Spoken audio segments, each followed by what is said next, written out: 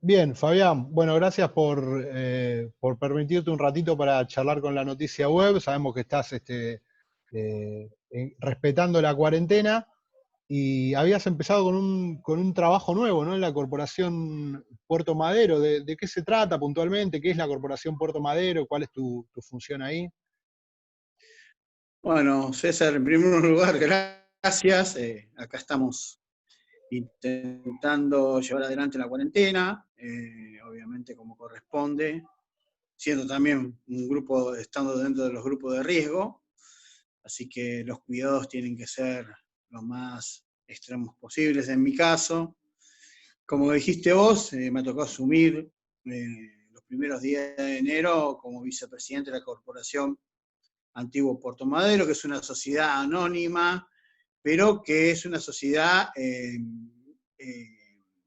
mixta, que tiene dos accionistas, el Estado Nacional y el Estado del gobierno de la ciudad de Buenos Aires. La corporación se creó allá por el año 1989 a los efectos de generar todo el proceso de urbanización de lo que era el antiguo Puerto Madero, y hasta llegar hasta el día de hoy, ¿no? Lo que vemos hoy, el ejido urbano de ese sector y todo lo que tiene que ver con el desarrollo que se genera dentro de su territorio. Está compuesto por 6 directores, 3 por el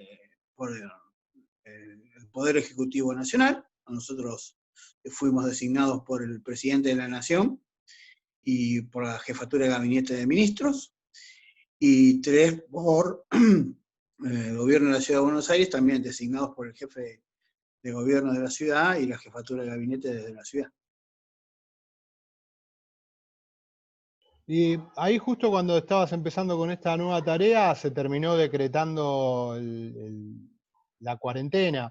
¿Cómo, a vistas, no, ya, la verdad que no nos vamos a poner a hablar de lo que sucedió el 20 de marzo, pero ya estamos como en un periodo en el que se puede sacar ciertas conclusiones de lo que fue esta cuarentena y donde empezaron a emerger en los últimos días algunos otros problemas, ¿viste? Y algunos otros cuestionamientos, qué sé yo. Recuerdo cuando arrancamos el 20 de marzo, era un Alberto Fernández con un 90% de imagen positiva por la decisión que había tomado de preservar la salud por sobre la economía, pero claro, cuando empezaba todo esto, todo el mundo pensaba más o menos parecido y de repente el bolsillo empezó a premiar y las prioridades empezaron como a moverse un poco.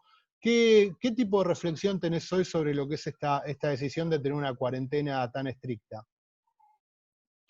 En primer lugar, que lo que demuestra la experiencia de la decisión del presidente Alberto Fernández, comparada con la mayoría de los países a nivel mundial, que eligieron priorizar lo económico antes que la salud de sus habitantes, ha sido sumamente exitosa. Basta recorrer los medios de comunicación nacionales e internacionales para ver que el éxito de haber planteado con un grupo de infectólogos profesionales en la temática de esta problemática de la pandemia de coronavirus en Argentina, el aislamiento social y la cuarentena, nos ha permitido no solamente mejorar sustancialmente nuestro sistema de salud, sino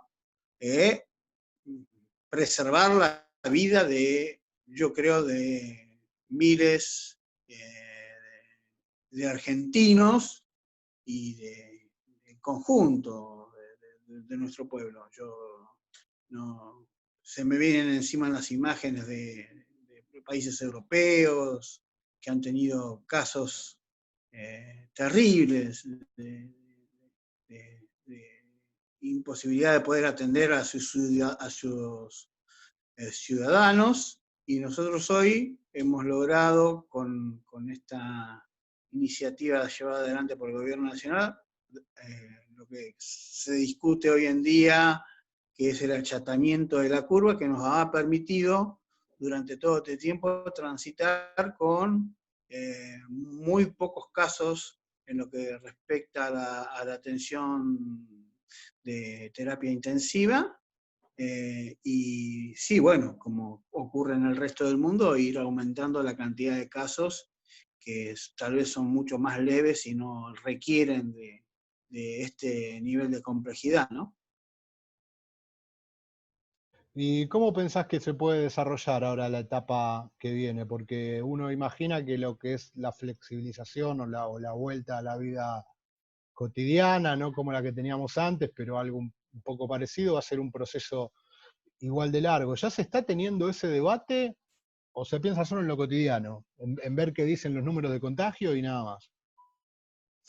A ver, a mí me parece que hay dos cuestiones. Si en primer lugar, para hacer un análisis acerca de la situación que estamos viviendo hoy en Argentina, hay que separar las visiones especulativas, políticas electorales que tienen algunos sectores, que la verdad que hay que reconocer que son muy, pero muy minoritarios, de lo que es la realidad que estamos viviendo. Nosotros estamos en una situación distinta a los países europeos y algunos países americanos como Estados Unidos, Brasil, Chile, Perú y demás. Eh, Nosotros estamos en una instancia cuando los países europeos ya están bajando lo que se llama la denominada meseta, es decir, siguen con casos, siguen con un nivel de casos importante, pero esos casos comparados con el pico de lo que fue su curva, están en pleno descenso. Y en el descenso de esa curva es en el contexto en el cual se están tomando las decisiones de apertura, muy similares a las que ha planteado la Argentina con respecto a ir dándole la excepción de actividades focalizando a nivel territorial en el país, ¿no? Nosotros inteligentemente, el gobierno nacional le ha ido dando la potestad a los gobernadores de las provincias, que le corresponde por sí, la posibilidad de poder llevar adelante aperturas de actividades en aquellos lugares donde no hay circulación viral, que no es el caso de el AMBA, de Ciudad de Buenos Aires y de los 24 Claro, porque eso es distritos lo que que hay que decir, ¿no? conforman. Que cuando hablamos de la cuarentena, nosotros estamos por ahí muy influenciados con lo que sucede en el conurbano, en la ciudad de Buenos Aires, pero no es la misma realidad que estás atravesando el resto del país. No, bajo ningún punto de vista. Tengamos en cuenta que hay por lo menos 2 provincias en el país que no han tenido casos durante toda la cuarentena, o desde el 20 de marzo, si se quiere, y provincias que hace más de 50 días, algunas que tampoco lo tienen. Entonces, ahí A- sí, el Estado ha podido ir liberando ese tipo de actividades, Ahora, sobre algunas ese han tema, recobrado. perdón que te interrumpo ahí porque me interesa enfocarnos un poco en el territorio, ¿viste? En nuestra área de cobertura, donde trabajamos. Ahí vos cómo pensás que estuvo, por ejemplo, San Isidro administrando la cuarentena en esos barrios populares, en esos sectores populares? ¿Cómo viste la acción del municipio? A ver, yo creo que todo lo que es, no San Isidro solamente en particular, la mayoría de los municipios de la provincia de Buenos Aires que se encuentran dentro del AMBA han mantenido una estrategia conjunta con el gobierno nacional y con el gobierno de la ciudad de Buenos Aires que ha permitido ir mitigando y amesetando esa curva lo más posible para poder ganar tiempo en lo que hice referencia con anterioridad, para poder robustecer el sistema de salud nacionales de la ciudad de Buenos Aires y de provinciales y de los municipios, lo que nos ha permitido poder transitar este momento de comienzo de subir la curva, ¿no? Donde se están dando diariamente mucho más contagios que en otros, que hace por ahí 5, 10 o 15 días atrás. En el caso de San Isidro tengo entendido que los últimos días, la última semana, o por lo menos los últimos 15 días. Han pasado de 90 a más de 150 casos el día de hoy, de acuerdo a los datos que pude ver hace instantes en las redes sociales. Yo creo que en algún sentido sigue la misma lógica que la mayoría de los distritos y que la ciudad de Buenos Aires, digamos que esta situación de cercanía genera, de alguna manera, una curva pero muy similar. Recordemos también que San Isidro fue al principio un municipio que recibió casi 5.000 personas que vinieron del exterior, por lo cual hubo que tener protocolos pero muy ajustados en un primer momento. Y en lo que respecta a la situación en los barrios populares, la semana pasada se hizo un operativo de casi 5 días en el barrio La Cava, donde existen algunos casos que se habían detectado con anterioridad y se trabajó casa por casa desde el gobierno de la provincia de Buenos Aires para poder detectar la posibilidad de algún caso asintomático que pudiera existir, y tengo entendido que se va a desarrollar, o sea, se está desarrollando este tipo de actividades en otros barrios vulnerables del distrito.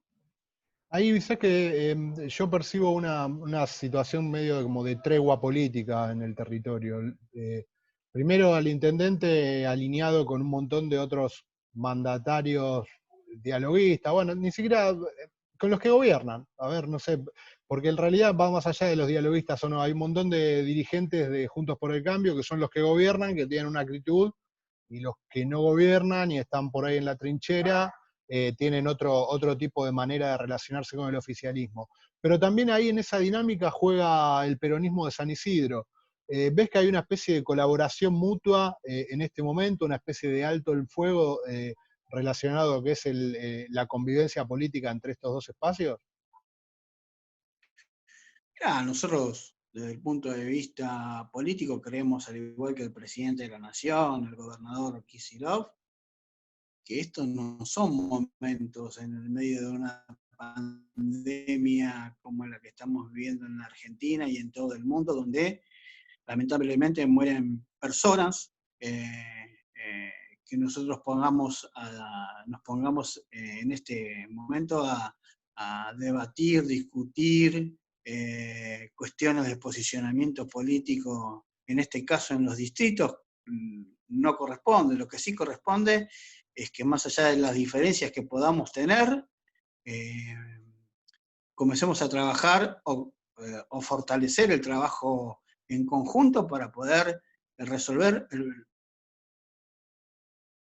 de la ayuda del Estado.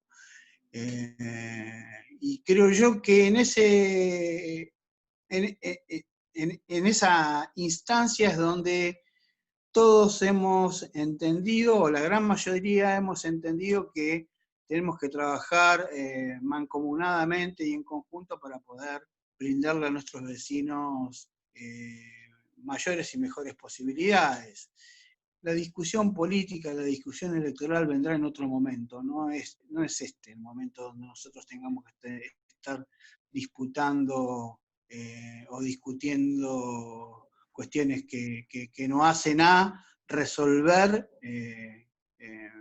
las problemáticas sobre el coronavirus que pueden presentarse en nuestros barrios Sí. o en Ahora, distintos sectores de nuestra comunidad. y desde el peronismo hoy San Isidro tiene una relevancia, te diría, primordial en comparativa a otros periodos o años anteriores. Hay, bueno, uno de los dirigentes más potentes que tiene el gobierno nacional, sin lugar a dudas, es el jefe de gabinete, Santiago Cafiero, que es un hombre de San Isidro, y en el ámbito bonaerense también está Teresa García, ¿no?, que es ministra de Gobierno en la gestión Kicillof. Digo, son dos pesos pesados, son dos hombres del territorio. tienen sus rispideces entre ellos, han competido de manera interna en el PJ, pero hoy ellos dos ubican a San Isidro medio que en el primer lugar del mapa. Sí, de la misma manera lo hacemos nosotros.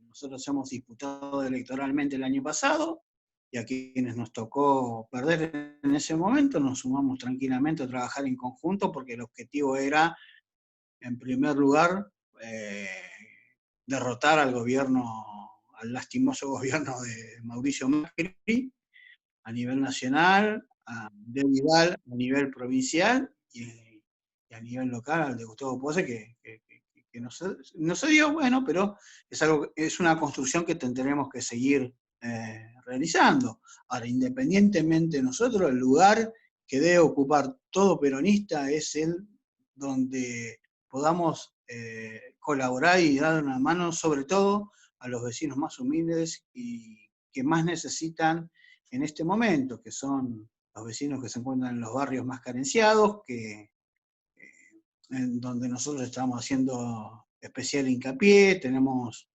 compañeros y compañeras en los distintos barrios, colaborando, ayudando con donaciones, con la apertura de comedores, de ollas populares, tratando de acercarle un alimento a los vecinos que realmente lo necesitan. En fin, es un poco la tarea que nos toca hoy. Por eso digo, yo creo que aquí lo que hay que sacarse de la cabeza y dejar de lado son cualquier tipo de especulación política electoral que quiera realizarse acerca de los tiempos que estamos viviendo, y concentrarnos básicamente en la problemática que tienen nuestros vecinos. Bien, está bien, Fabián. Ahora, ¿y cómo se equilibra toda esta postura de la que venimos hablando, esta situación que venimos comentando del diálogo que hay entre dirigencia que gobierna e incluso de militancia? Porque vos estabas hablando del peronismo, vos sos presidente del PJ, tenés ahí un rol importante a la hora de ser un vínculo entre las agrupaciones, las distintas líneas, la oposición. Hace unos días hablaba con el bloque del PRO y hablábamos un poco de los duros y de los blandos que hay en Juntos por el Cambio. Estos días apareció una especie de protesta anticuarentena, ¿no? Que uno, la verdad que no, a ver, uno comprende esta situación de la gente que necesita empezar a trabajar, pero hay detrás un discurso medio raro. El otro día, bueno, Santiago Cafiero condenó justamente esto de la infectadura, este término que inventaron 300 pensadores que se oponen a la cuarentena. ¿Qué reflexión tenés vos sobre toda esta situación? Bueno, obviamente que comparto las expresiones vertidas por Santiago. A mí me da la sensación que es lo que te decía antes. Yo creo que estamos en una situación en el país en donde este tipo de posturas mezquinas, especulativas, que son de pequeños sectores pero muy extremos, con discursos realmente salidos de la realidad o extemporáneos, que hacen recordar tal vez en algunos casos a una derecha conservadora que en otros tiempos planteaba otro tipo de salidas políticas a la democrática. Y realmente me parece que no ayuda en nada, porque llamar a la rebelión, por ejemplo, como lo hizo algún tipo de pensador contemporáneo que firma este documento, llamar a la rebelión de la sociedad en contra de la cuarentena es, de alguna manera, y en nombre de la libertad, ¿no? Libertad que en última instancia consagrada como un derecho inalienable en nuestra Constitución, precisamente implica no la libertad individual, sino la libertad de poder no interferir sobre la libertad del otro. Y esto es lo que estamos planteando nosotros desde las decisiones políticas que toma nuestro gobierno, ¿no? Precisamente cuando nosotros elegimos no la salud o la economía, sino priorizar la salud, lo que estamos diciéndole a nuestra sociedad que precisamente es eso, que en este concepto donde yo puedo romper con la cuarentena y hacer lo que quiera, puedo poner en riesgo no solamente mi vida, sino que la vida de otro. Entonces, a mí me parece que ese tipo de cosas no son las que necesita nuestro país en este momento. Sí, lo que necesitamos es entender que estamos en una situación difícil, que como dije con anterioridad, nosotros no estamos como Europa u otros países del mundo bajando la curva, sino que estamos iniciando la escalada de la misma, por lo cual no podemos tomar las decisiones que se toman en otros países, y que mientras no exista vacuna ni tratamiento, el aislamiento social y la cuarentena son los mejores, la mejor prevención que podemos tener ante este virus que hoy no tiene cura. Entonces, llamar a la rebelión en contra de eso, a mí me parece que es de una terrible irresponsabilidad y sobre todo de personas que tuvieron algún tipo de representación política en nuestro país y otros que son conocidos intelectuales que de alguna manera también lo han pensado en nuestro país, y lo que me da la sensación que lo que menos hace este tipo de posturas hoy es pensar precisamente en el país que debemos proteger y comenzar a construir entre todos post pandemia.